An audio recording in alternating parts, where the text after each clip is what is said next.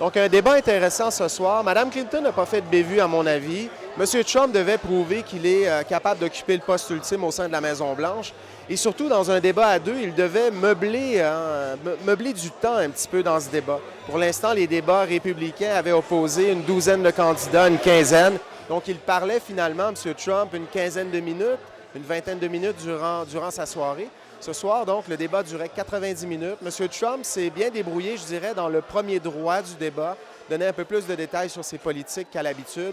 Mais ça s'est un petit peu gâté, je dirais, dans le segment sur la politique étrangère, a un peu patiné sur la question de l'Irak. Est-ce qu'il avait appuyé ou pas la guerre en Irak?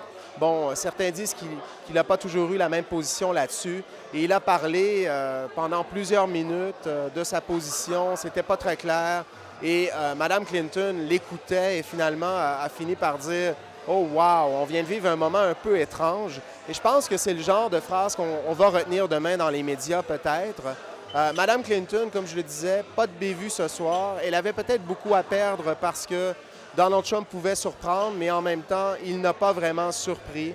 A eu l'air un petit peu plus présidentiable, entre guillemets, mais c'est une course serrée, mais je ne pense pas que ce soit vraiment un tournant, ce débat. On verra si ça a un effet dans les sondages, mais généralement, on voit rarement un bond de 6-7 points dans les sondages. Donc, c'était peut-être pas suffisant pour M. Trump ce soir.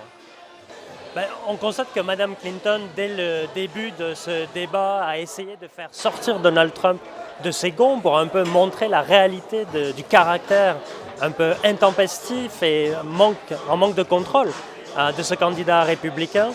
Elle y est parvenue à quelques reprises où Donald Trump a manifesté une forme d'impatience, mais dans l'ensemble, il a réussi à garder le message qu'il voulait, c'est-à-dire, grosso modo, que les États-Unis sont dans une période au cours de laquelle ils se font avoir, d'un point de vue économique, ils se font avoir par la mondialisation, et d'un point de vue de relations internationales, ils se font avoir parce qu'il manque de fermeté, que ce soit dans la lutte contre l'État islamique, par rapport à la Chine, ou encore sur le dossier du nucléaire iranien. Pour ce qui est des attentes qu'on pouvait avoir, Mme Clinton a clairement démontré une meilleure maîtrise de l'ensemble des dossiers, que ce soit son plan économique, sa volonté de réformer le code fiscal, sa maîtrise vraiment très nette des enjeux de politique étrangère. Après tout, c'est l'ancienne secrétaire d'État. Elle s'est montrée aussi vigoureuse dans certaines lignes d'attaque qu'elle a proposées à Donald Trump. Quant à lui, le candidat républicain a pu peut-être rassurer une partie de l'establishment républicain qui doutait de sa capacité à le montrer présidentielle, mais il a clairement, à mon sens, démontré au peuple américain ses limites en tant que potentiel président. On voit un candidat qui ne maîtrise que de façon très générale ses dossiers et qui n'a pas vraiment de politique publique à présenter.